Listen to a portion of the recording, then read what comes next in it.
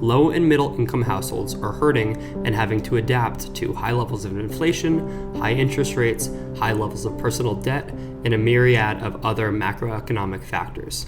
They are choosing private label brands, they're buying with buy now, pay later, choosing dollar stores more often, and resorting to fast fashion when they do purchased clothing items.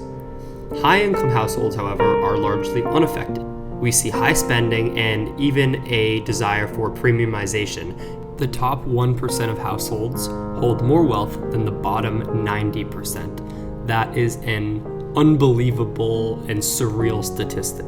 Is this a marker of a failed society, or is it a natural law, which is the consequence of some people being better at making money than other people? Should there be a redistribution of wealth from the top earners that have more money than they know what to do with to the bottom households that are scraping for their monthly food bill? Should this redistribution be done through a government-run tax?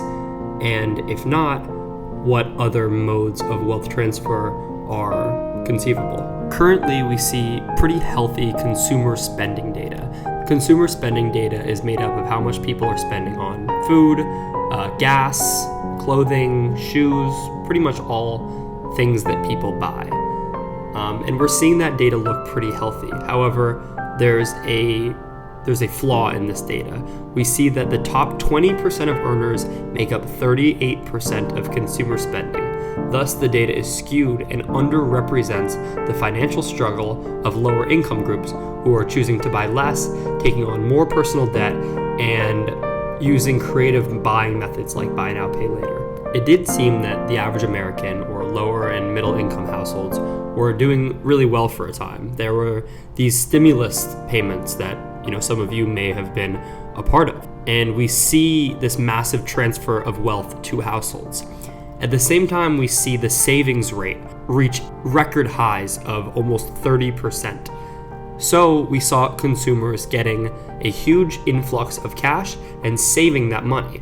Thus, there was this long tail effect where people had money to spend, which they had saved during the pandemic for all of 2022 and all of 2023.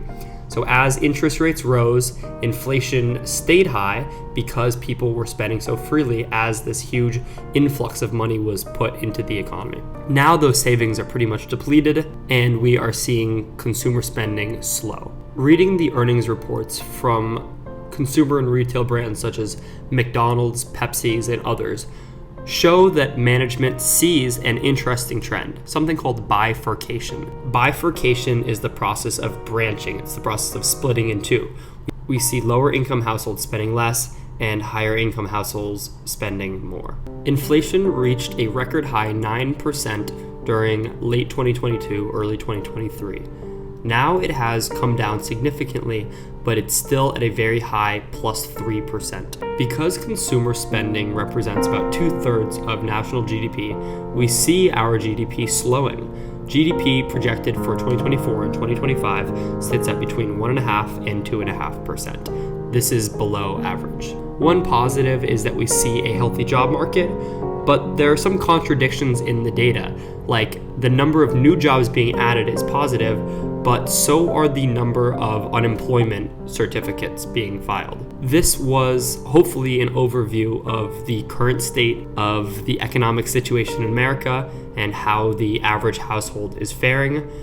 It seems somewhat grim. There seems to be a level of increasing inequality where rich people really are unaffected and poor and lower middle income people are being affected in numerous ways, having to buy less, and when they do buy, choose much cheaper options. This is due to high inflation, which makes the price of goods much higher, obviously, and high levels of interest rates on their debt, which puts consumers in a very difficult situation. Next week's video is going to be on the national debt and some things I've learned about it recently. If you enjoyed this video, please like and subscribe. Given this economic forecast, a lot of you guys may be struggling. Let me know in the comments if you are feeling this, if you're in the high income bracket, how do you feel about this? I'd love to get a little discussion going. Hope you all are well, and see you next time.